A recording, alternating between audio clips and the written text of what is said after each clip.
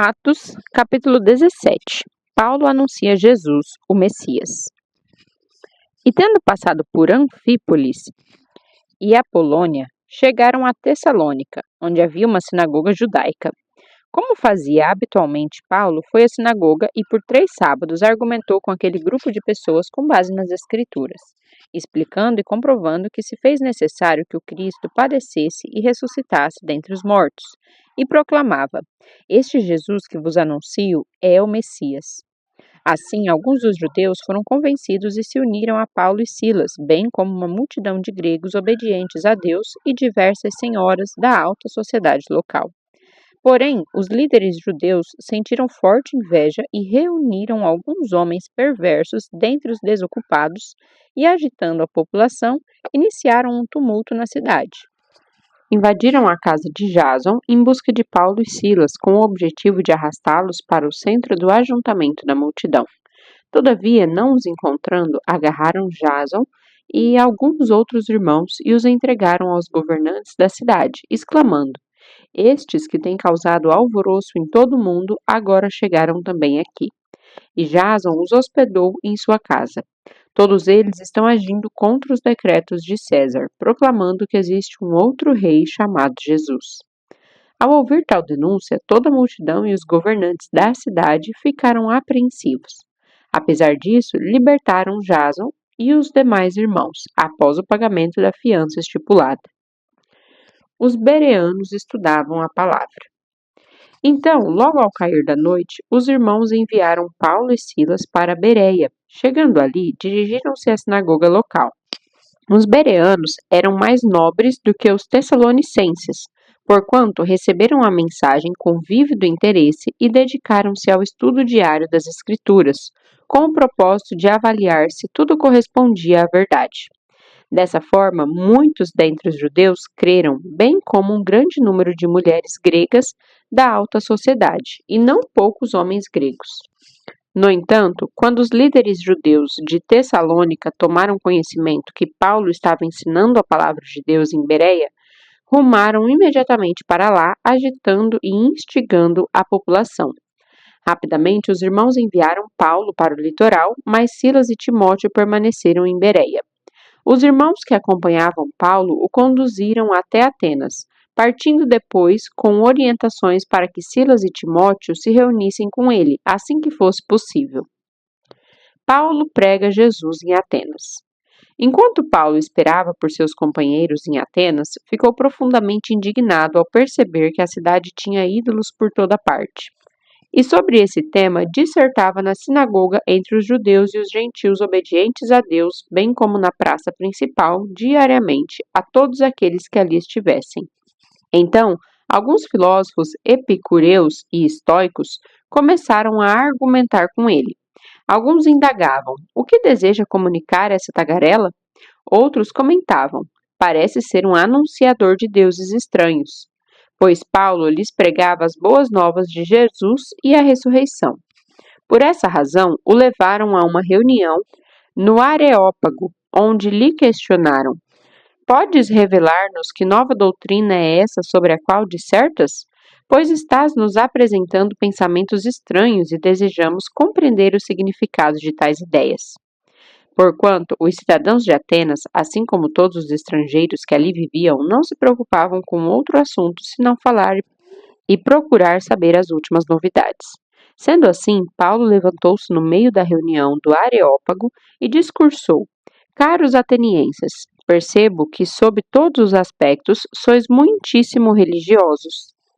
Pois, caminhando pela cidade, observei cautelosamente seus objetos de adoração e encontrei até um altar com a seguinte inscrição: Ao Deus desconhecido.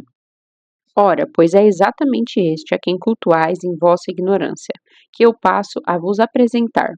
O Deus que criou o universo e tudo o que nele existe é o Senhor dos céus e da terra, e não habita em santuários produzidos por mãos humanas. Ele também não é servido pelas mãos dos homens, como se precisasse de algo, porquanto ele mesmo concede a todos a vida, o fôlego e supre todas as nossas demais necessidades. De um só homem fez Deus todas as raças humanas, a fim de que povoassem a terra. havendo determinado previamente as épocas e os lugares exatos onde deveriam habitar.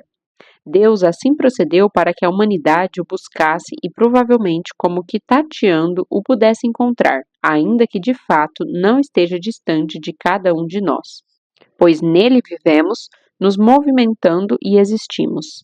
Como declararam alguns de vossos poetas, porquanto dele também somos descendentes. Portanto, considerando que somos geração de Deus, não devemos acreditar que a divindade possa ser semelhante a uma imagem de ouro, prata ou pedra, esculpida pela arte e idealização humana. Em épocas passadas, Deus não levou em conta essa falta de sabedoria, mas agora ordena que todas as pessoas em todos os lugares cheguem ao arrependimento, porque determinou um dia em que julgará o mundo com o rigor de sua justiça, por meio do homem que para isso estabeleceu. E quanto a isso, ele deu provas a todos, ao ressuscitá-lo dentre os mortos. Uns debocham, outros creem. Entretanto, alguns deles, assim que ouviram falar sobre a ressurreição dos mortos, começaram a dizer zombarias, e outros ainda exclamavam: Sobre esse assunto te daremos ouvidos numa outra oportunidade. Depois dessas palavras, Paulo se retirou do meio deles. Aconteceu, porém, que alguns homens se juntaram a Paulo e creram.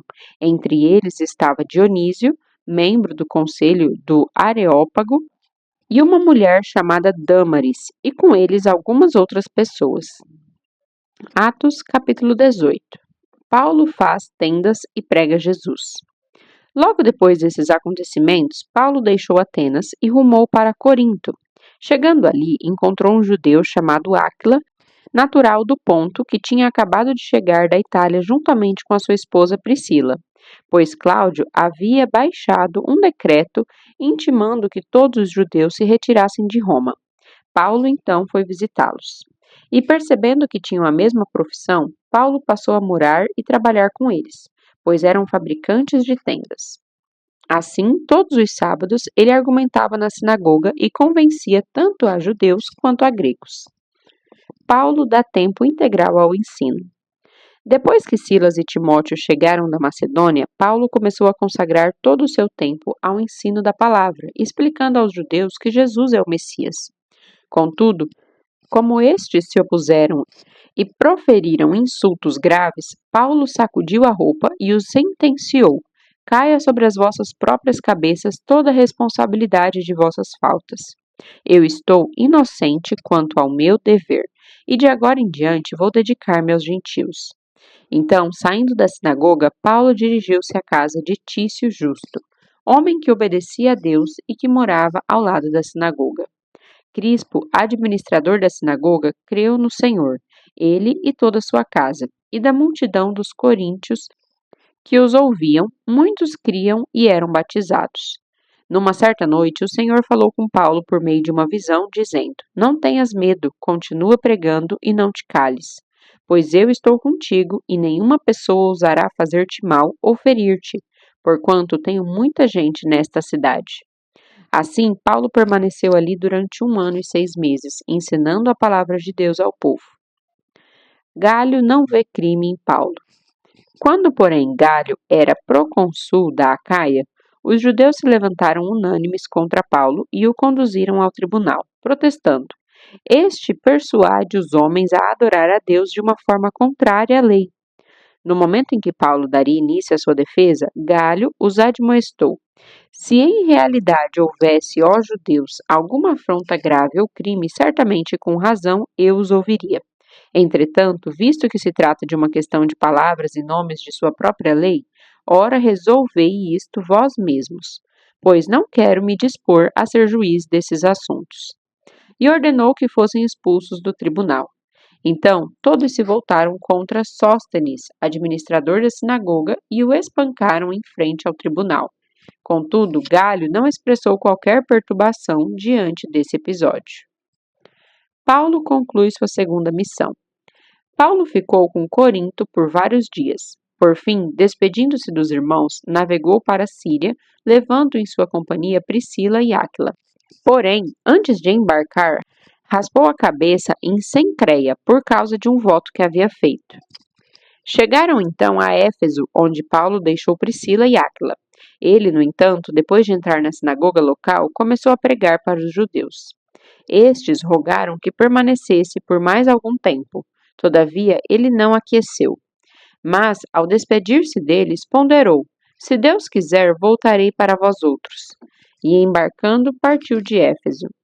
Assim que chegou a Cesareia, subiu até a igreja para saudá-la e depois desceu para Antioquia. Havendo passado algum tempo em Antioquia, Paulo partiu dali e viajou por toda a região da Galácia e da Frígia, encorajando todos os discípulos. Paulo em sua terceira missão. Enquanto isso, chegou a Éfeso um judeu, natural de Alexandria, chamado Apolo, homem eloquente e que acumulava grande experiência nas Escrituras. Fora instruído no caminho do Senhor e com notável fervor pregava e ensinava com exatidão a respeito de Jesus, ainda que tivesse apenas o conhecimento do batismo de João. Apolo, portanto, começou a pregar com ousadia na sinagoga, e assim que Priscila e Áquila o ouviram, convidaram-no para uma visita à casa deles e lhe explicaram com acerto e clareza o caminho de Deus.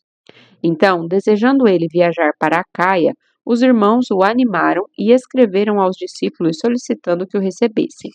Quando chegou, ele auxiliou muito aos que pela graça haviam crido, porquanto refutava veemente os judeus em debates públicos, provando por meio das Escrituras que o Messias é Jesus. Atos capítulo 19. Paulo prega o batismo em Cristo. E aconteceu que, enquanto Apolo estava em Corinto, Paulo atravessou as regiões altas e, chegando a Éfeso, encontrou ali alguns discípulos, e lhes indagou: recebestes o Espírito Santo na época em que crestes? Ao que eles replicaram: de forma alguma, nem sequer soubemos que existe o Espírito Santo. Diante disso, Paulo questionou: ora, em que tipo de batismo fostes batizados então? E eles declararam: no batismo de João. Então Paulo lhes explicou: o batismo realizado por João foi um batismo de arrependimento. Ele ordenava ao povo que cresce naquele que viria depois dele, ou seja, em Jesus. E compreendendo isso, eles foram batizados no nome do Senhor Jesus. Quando Paulo lhes impôs as mãos, veio sobre eles o Espírito Santo e começaram a falar em línguas e a profetizar. Eram ao todo cerca de 12 homens. Paulo ensina e faz maravilhas. Assim, durante 3 meses, Paulo frequentou a sinagoga, onde pregava com ousadia e poder, dissertando com eloquência e convencendo a muitos sobre o reino de Deus. Todavia, alguns deles demonstraram que seus corações estavam petrificados e descrentes e passaram a falar mal do caminho para toda a comunidade. Paulo, então, afastou-se deles e, tomando consigo os discípulos, começou a ensinar diariamente na escola de Tirano. E assim procedeu por 2 anos, de forma que todos os habitantes da Ásia pudessem ouvir a palavra do Senhor, tanto judeus como gregos. Deus fazia milagres maravilhosos por meio das mãos de Paulo, de tal maneira que até lenços e aventais que Paulo usava eram levados e colocados sobre os doentes. Estes eram curados de todas as suas enfermidades, assim como espíritos malignos eram expelidos deles. E alguns judeus que peregrinavam praticando exorcismo tentaram invocar o nome do Senhor Jesus sobre os tomados por espíritos malignos, mandando: esconjuro-vos por Jesus, a quem Paulo prega. Os que assim procediam eram os 7 filhos de um judeu chamado Seva, um dos chefes dos sacerdotes dos judeus. Certo dia, um daqueles espíritos demoníacos lhes respondeu: Jesus eu conheço, Paulo sei quem é. No entanto, vós, quem sois? Então um endemoniado avançou sobre eles, os dominou e os agrediu com tamanha violência que, desnudos e feridos, fugiram daquela casa. Assim que esse acontecimento se tornou conhecido de todos os judeus e gregos que habitavam em Éfeso, toda a população foi tomada de grande temor, e o nome do Senhor Jesus era engrandecido. Muitos dos que creram assim que chegavam começavam a confessar e a declarar em público suas más obras praticadas.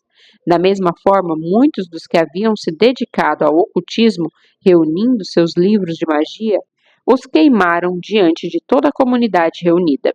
Calculados os seus preços, chegou-se à estimativa de que o valor total equivalia a 50.000 moedas de prata.